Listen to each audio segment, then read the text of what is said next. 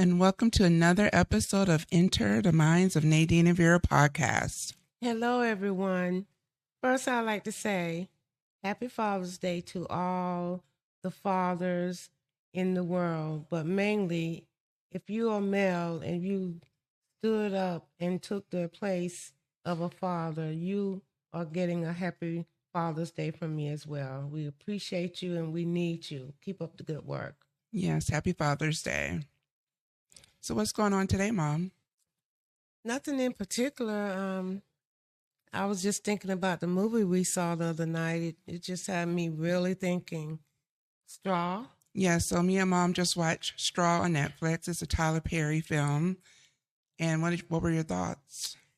That is the best movie he has made out of all his movie. And of course, Taraji, she always been a great actress, but she even stepped it up a couple of levels. Yes, I've been seeing on TikTok that even like men have been having strong reactions about how it ends and what happens in the movie. And like, what was the message, do you think? Well, the thing is, she had a really bad day. Anything and everything that could happen happened to her. Right. But she kept moving because her main focus was to get that $40 to the school for her baby's lunch. That was the most important thing. Nothing else mattered. Nothing else mattered. And what I really liked about it is and we don't want to tell the storyline for anyone who may not have seen it, but you will not figure out what's going on until the end. That movie is awesome, and I think Taraji should get what would that be, an Academy Award? And definitely a good supporting actress should be. For Sherry Shepherd? Yeah. He was, like you said, it was a mountain, a pileup of things that just kept happening back to back to back. And that could seem unrealistic, but really that does happen to people all the time. Yeah, I mean, at least 3 things. Things happen back to back. They always say it comes in threes. Hers just happened to be more than 3, but yeah. And you never know, like you said, someone else, your worst day is definitely not as bad as someone else's worst day. And even though, you'll find out that, like I say, she kept focusing on the money for her daughter, but she also didn't miss a thing. Meaning, when she was threatened, she didn't miss that. Yeah. Yeah. Well, I think if she didn't focus on that $40, she would have broken down earlier in the movie. But you should see it. It was really good. It had Tiana Taylor in it as well, and it was just excellent. Oh, she's beautiful. But I love her part. She should get an award, too, because she identified, because a lot of people that have excellent jobs, FBI, lawyers, judges, or whatever, they've been through some things in their life. So they can relate to people. And the way she related to her is the reason why she was able to connect. That is true. So please go watch Straw if you want. It's on Netflix. And then we just watched Game 4 of the NBA Finals. Yay, we won. The Thunders won. But that was an excellent game, Tanya. I mean, both teams worked extremely hard. They earned that money last night. Both teams. I like your singing. You do? Thank you. Thank you very much. I think I'm going for the Pacers. Like, neither one is my favorite. Neither one is my team, but they're playing hard. Like Mom said, they're doing it big. And I just like to watch both teams play. I like players on both sides, but I think I'm going for an underdog, which is Pacers and Halliburton. And, I was cheering for both on like game 1, and Mom kind of looked at me and was like, I thought you was going for OKC. And I'm like, well, I'm going for the best plays, but I think I'm going for Pacers now. So, and I'm going to stick with the Thunder because SGA really impressed me when I started watching him. But I'm going to tell you, smooth. He's very smooth, but he gangster. You have to keep your eye on him because he'll knock a player out his way so smoothly and keep it moving. And he does it over and over and over. Over and over again. And doesn't get called, but maybe once a game, if that. Yeah. But other people notice that too, so. Yeah, but both teams, it's not just Hollenberg and Alexandra playing. There are 3 or 4 players on both teams that are really doing an excellent job being defensive and offensive players. So I thought it was a great game, but I am pleased that it's 2-2. I want 7 games. All right, game 7, here we come. And look, every time I see Caitlin sitting on the sideline cheering for the Pacer, I was kind of worried because she tend to bring good luck to her team. Well, she said that they needed to win in 5. In 5, so that way she can be at all the games because she wasn't going to be able to attend game 6. But oh well. I sure hate it, but I want to watch her play. We got to look up when she playing so we can watch her. You can watch. You don't like? I like her, but I'm not. I don't. Yeah, I'm good. Okay. I don't need too many sports to watch. Yeah, but we haven't watched her since she was on the college team. I just want to see how she's playing. We did watch some games last year. As a pro? Mm-hmm. This is their second year. Oh, okay. Her and injuries. Anyway, today we're just going to talk about a couple of issues. We're going to talk about the new Pope. Yeah. And the reason why I wanted to talk about the new Pope is we're not Catholic, but I just find it just very interesting. Like everybody was just so, interested in who was going to become the Pope and the process. And, it was a lot of news coverage of the Pope. And so that I just found it interesting. And not only that, living in Baton Rouge, I had quite a few friends that were Roman Catholics. So, and I just think that, everybody's religion is very interesting and different, but yet the same in some aspects. But it's even more exciting because the new Pope is actually from Chicago. Yeah. So the new conclave that was chosen was an American-born Cardinal Robert Francis Prevost, and he'll be known as Pope Leo XIV. So that's pretty cool. First American from the United States. Yeah, so that's cool. And it says he's also a citizen of Peru, where he spent much of his life. Yes. So I guess he have dual citizenship. Mm-hmm. So what I found interesting too, I didn't know what conclave meant in this aspect, and so I had to Google that and figure out what conclave meant. And it's a private meeting, and in the Roman Catholic Church, is an assembly of cardinals for the election of the Pope.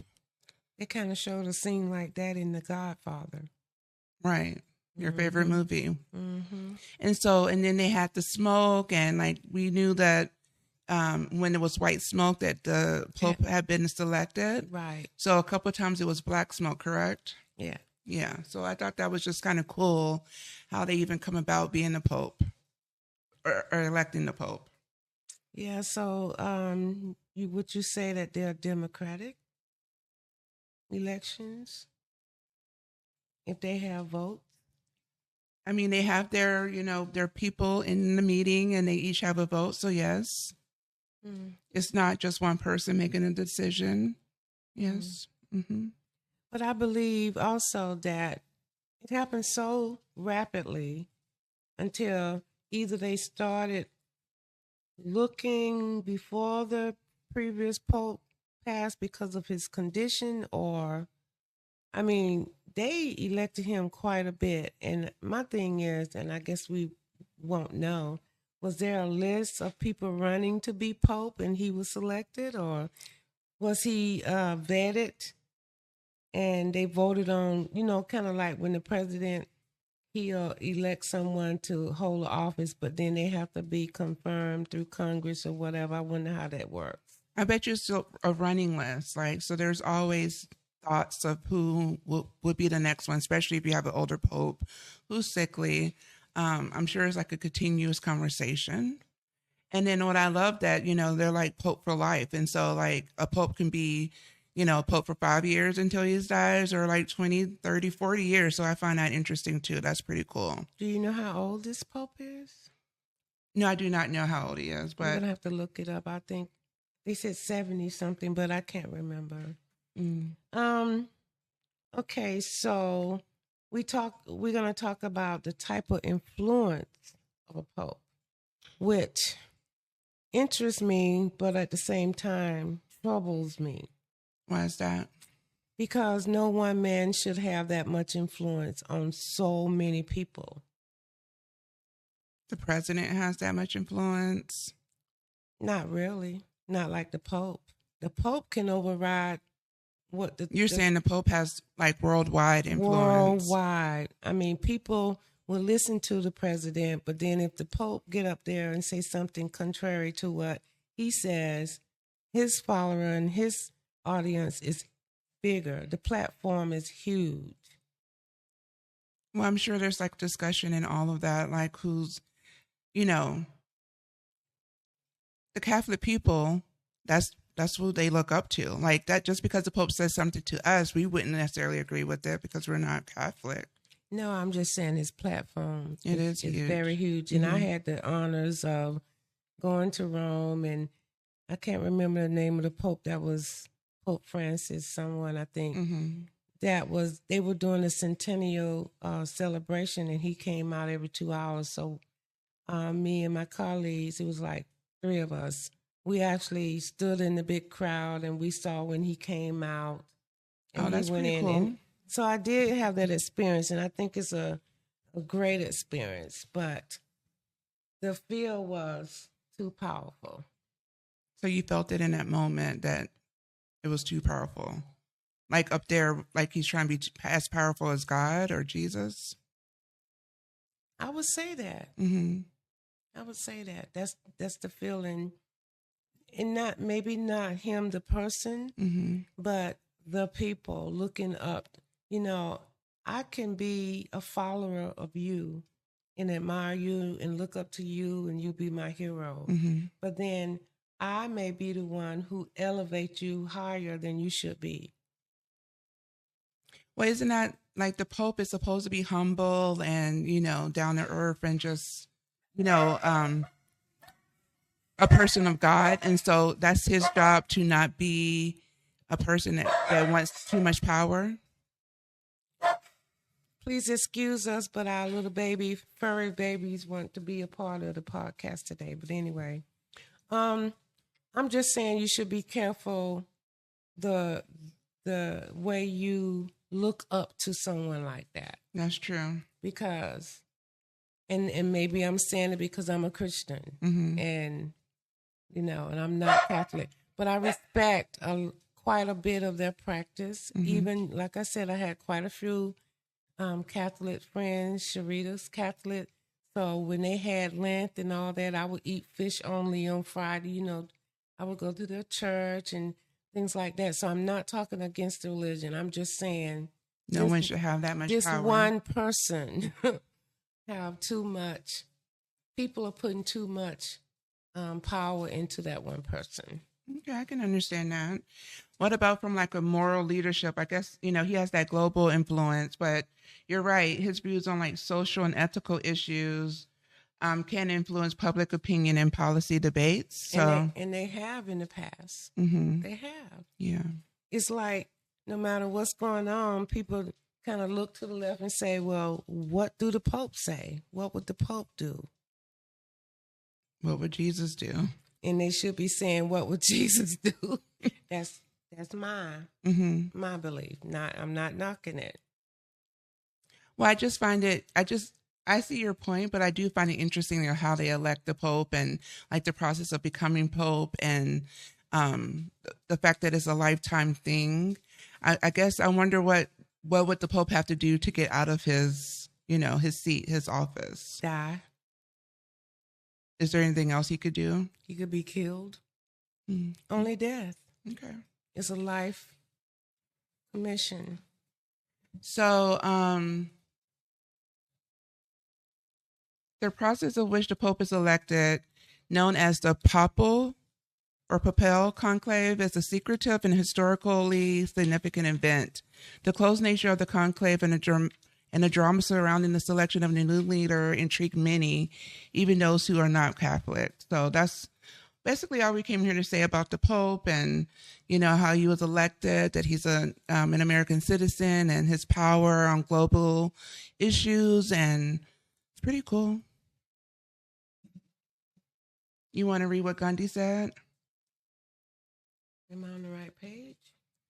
I'll read it. It says, when I admire the wonders of a sunset or the beauty of the moon, my soul expands in the worship of the Creator. And Gandhi said that. And he was talking about the creator, Mm-hmm. not the Pope.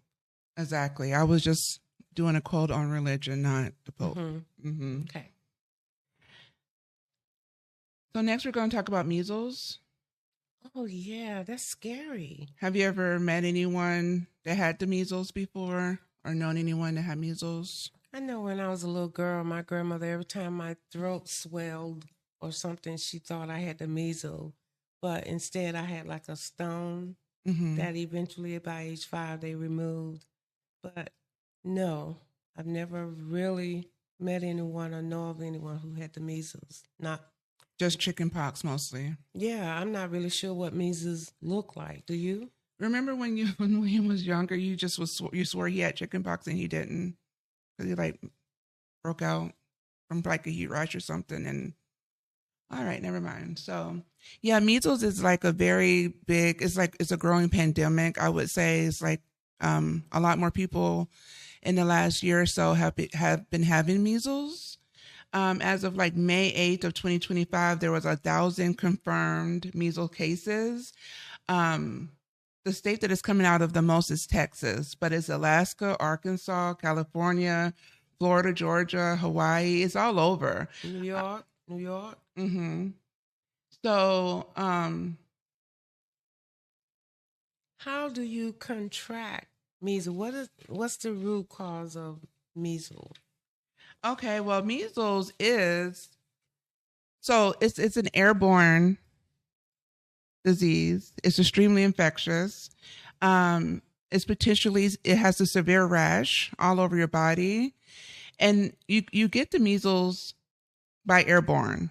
But it's very preventative from vaccine, the MMR vaccine. Look, that we get. I mean, I've had.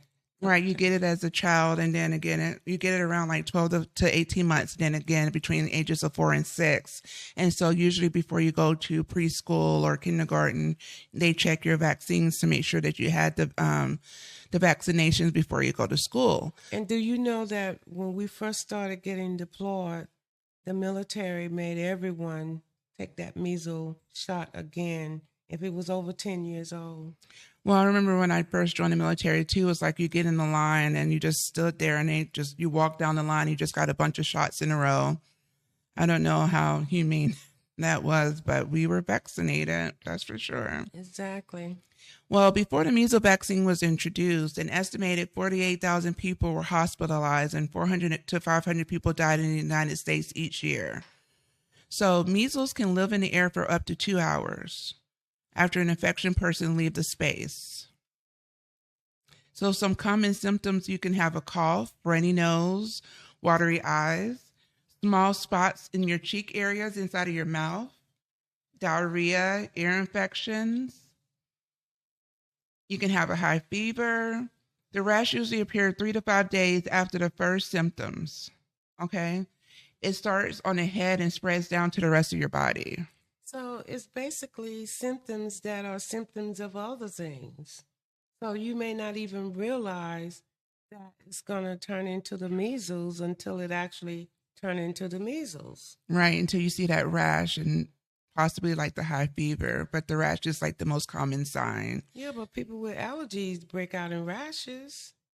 How would you know? You would have to go to the doctor. Well, it says small spots in the cheek area inside of your mouth. Okay. So they'll open your mouth and just see like these spots in your mouth. It can lead to serious complications like pneumonia, encephalitis, which is in swelling of your brain, deafness, intellectual disability, or even death. Wow, and that's some serious stuff because it's like, I just hope that that's not going to be another huge pandemic that we have to go through like we did with COVID.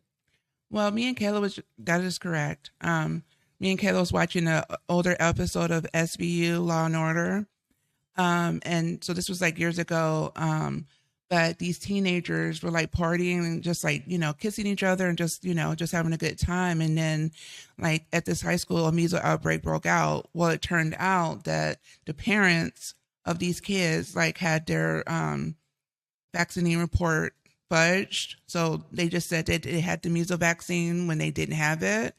I know schools used to, if it's a religious reason, they didn't have to take the vaccine, but these kids, it wasn't for a religious religion. The parents just didn't want them to have it. Now, as a registered nurse, I'll give you my opinion, but I want yours. Do you think it's irresponsible in some way, like child neglect, when parents refuse to give their children vaccines? Well, my kids had all the vaccines when they were little, going to school. I think there's pros and cons, but to me, like the cons just outweigh the pros outweigh the cons. But I can see why people are fearful of the vaccines, especially if they don't know all the research. But I think a lot of the times they're just not informed or misinformed. So do I think it's irresponsible? Sometimes, in my opinion, sometimes, but I can see why they're fearful. Well, in our case, like when we were small, because I remember the first thing I was afraid of school because the first time I walked down this hall, I was a little girl, and this hall seemed like it was huge and high. It was just humongous. And then they take you in this room and they give you all these shots. So I was afraid of school because of that. But my point is, you didn't have a choice. Who made that decision and enforce it so that you could not you had to put your child in school? That was mandatory. And it was mandatory to take the shots. Who was behind all that? The government? Well, the reason people are against the measles vaccines because, like I said, they're fearful.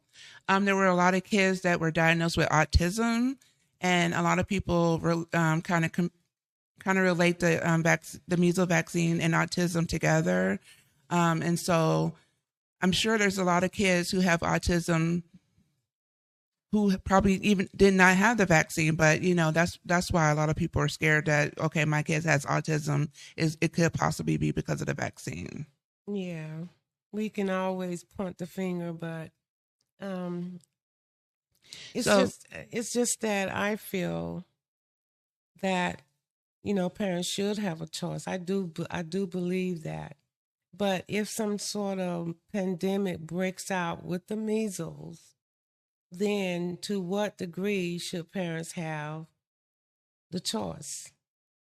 Well, as a parent, you should have a choice, but I think what the problem is when you start to be around other people and can affect other people. But if you do have the measles vaccine, the likelihood of you getting it is very slim. And so it's just passing it. See, the thing is passing it to like young kids, and old people and older people is like the concern as well. And so it's just like if you lived in your house and you didn't go anywhere outside of your house, fine, don't take the vaccine. But when you don't take vaccines and spread it to other people, I think that's when it becomes a problem.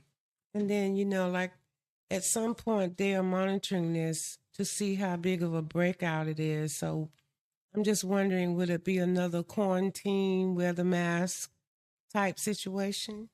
Well, I know in Texas, they actually had to shut down like a school for several weeks, like a school district when the measles outbreak started, just to try to slow it down. Mm-hmm. But no, I don't think it's going to be like a permanent shutdown. No, but it is pretty bad, and they're keeping a close eye on it, and they're just make sure and they're monitoring the kids, and it's usually the young kids as hospitalized is more affected. So it is very scary. And I know you don't supposed to know everything, but I think you do. So I go to the emergency room or urgent care, and they discover that I indeed have the spots and I have measles. What type of treatment do you get? Are you just quarantined? You'll be definitely quarantined in like an airborne isolation room. And then they would probably, I don't know, I've never known anyone with the measles, but I'm assuming they treat the symptoms. So if you have a high fever, they'll treat that with, of course, Tylenol, cool you down type stuff. Yes. Wow. And you say there have been some fatalities? Well, so far in 2025, there's been 3 deaths. Oh, in Texas? Just throughout the states. Yeah, well, those people were gonna die anyway, but they No, these are gonna, younger. These are younger people. It wasn't old people. little people. Okay, like kids. oh. So it's just very scary, and we don't want anyone to die for something that could be preventable. But we can go to COVID. A lot of people didn't take COVID vaccines, but I think that's kind of different. MMR has been around for many, many years.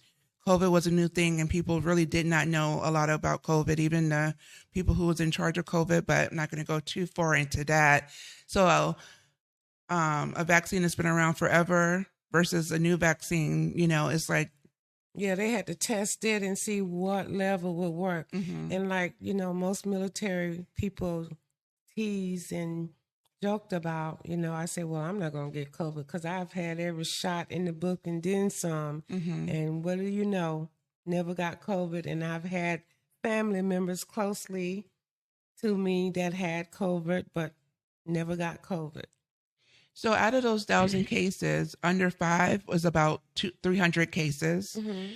Between 5 and 19 was 376, and then over 20 was 311. So most of the people who got contracted with measles are under 20. Mm. So, and there's 2 doses of the MMR vaccine, and then later in life, I just known someone that's older but has like an autoimmune issue, and they had to get another dose just to make sure they were covered. So it's just scary when you don't know what's going on. You just need to be informed. Yeah, it's really scary. But, we are in the new age where you can Google and look up any and everything. So it's really... I'm a Googler. Yeah, it's not really a good excuse to not know, even if you can't Google or whatever, you're not used to it. You should have loved ones or people surrounding you that trying, help each other out, educate each other Mm-hmm. as the best you can, but don't be judgmental because they do have the choice. So back to autism. So back in 1998, it was a discredited study fueled the false beliefs that the MMR vaccine causes autism, leading to a hesitancy among some parents. So that's when the big craze happened. Some parents believe that natural infection with measles is better for building the immune system up of their kids, or that the child is at low risk of contracting the disease. Just like, some people says, when you get that immunity against COVID, when you had it, then you have like a better immunity than even... You believe that? In some cases, yes, but you have to survive it to have the immunity. So I wouldn't want my kid to suffer the measles if they didn't have to. Yeah.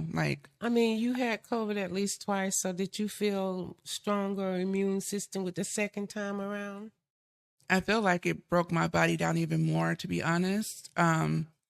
I feel like it weakens your body, and I don't think that my body has been back to normal since I've had COVID. And then I'm a younger person, but there's been older people who just don't bounce back at all. So, yeah. And there's things called long COVID and, symptoms that come with that, like a persistent cough that lasts for a long time. But I feel like since I've had COVID, like my upper body doesn't feel strong like it used to. Like I feel weaker.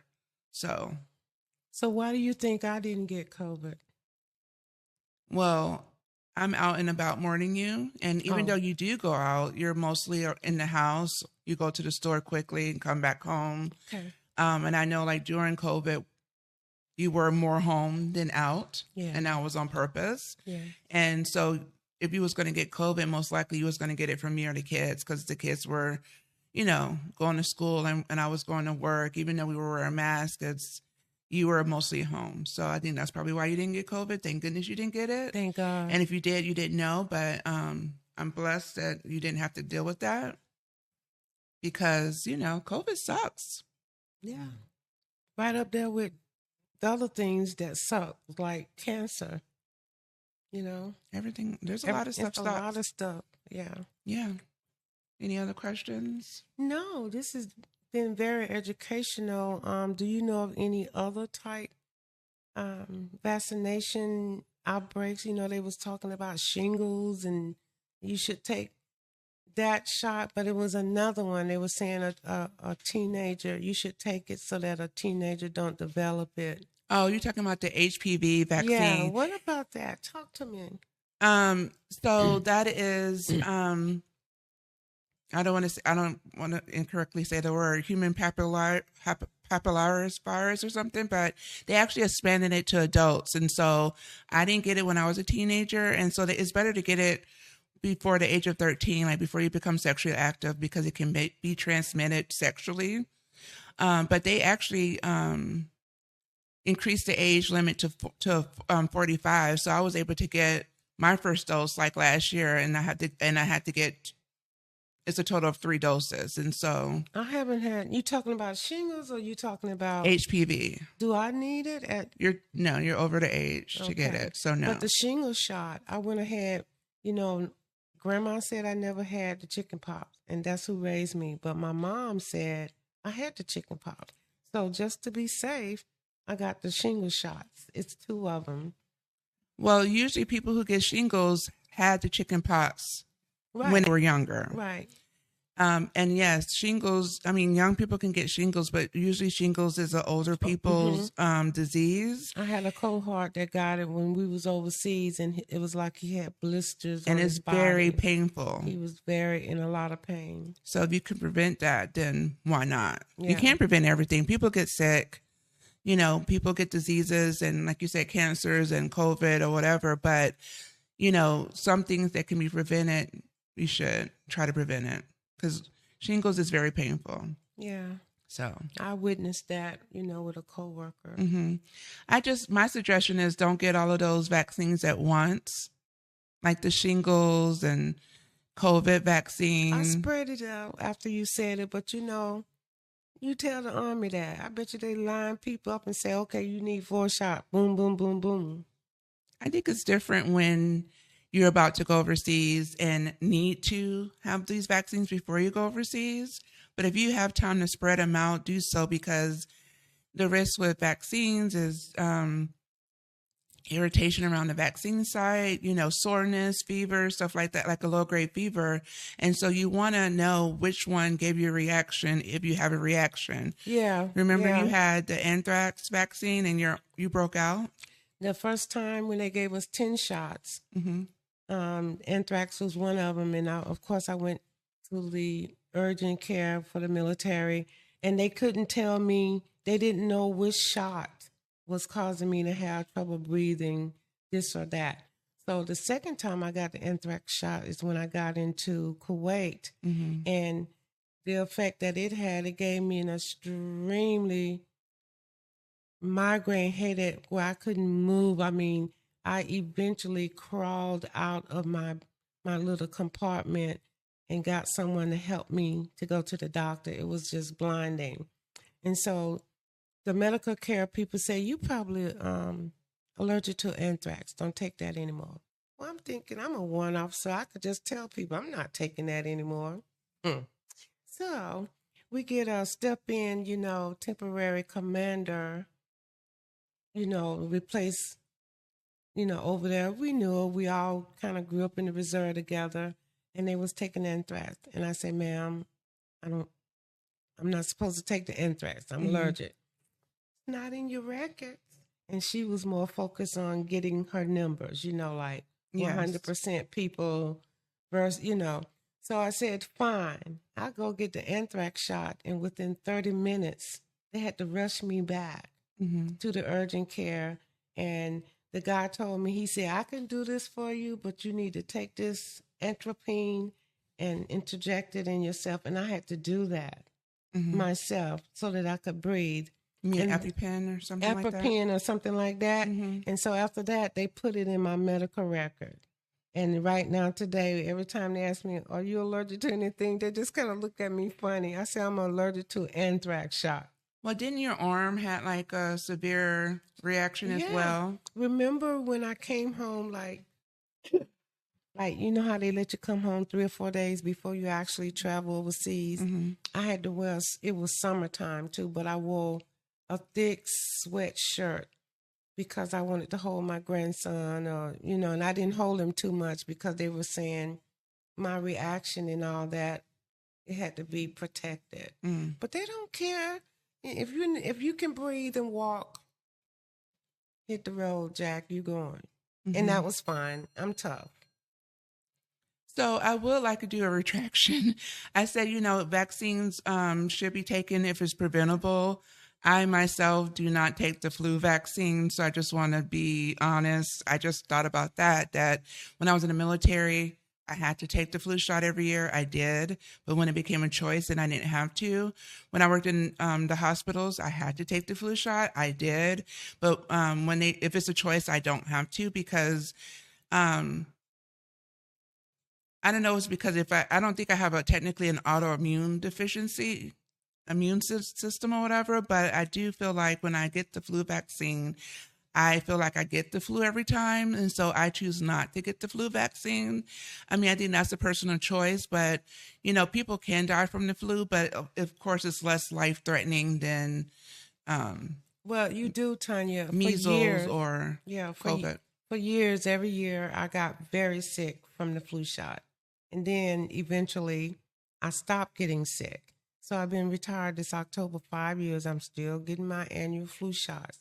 And for some reason, the last year, I got sick from the flu shot, but I'm a creature of old habit. I go get my flu shot every October. Well, and I think also it depends on if you have asthma or diabetes or any kind of I can't think of the word, but just a condition that is that weakens your body, that you should get the flu vaccine. I'm not saying that, but so when Kayla was 4 years old, I think that sometimes getting multiple shots at once is traumatic. She had to get 5 shots, and so they gave her 3 shots in one thigh and 2 shots in another when she was 4 years old, and that made her very traumatic to getting shots until she became an adult. And then you have William, who's bring it on. He loved shots. He didn't mind having an IV. He was like, I can handle it. I'm strong, whatever. And so whenever I would take them to get their vaccines or when we had to get their yearly physicals and they would ask, hey, do you want to get them the flu vaccine?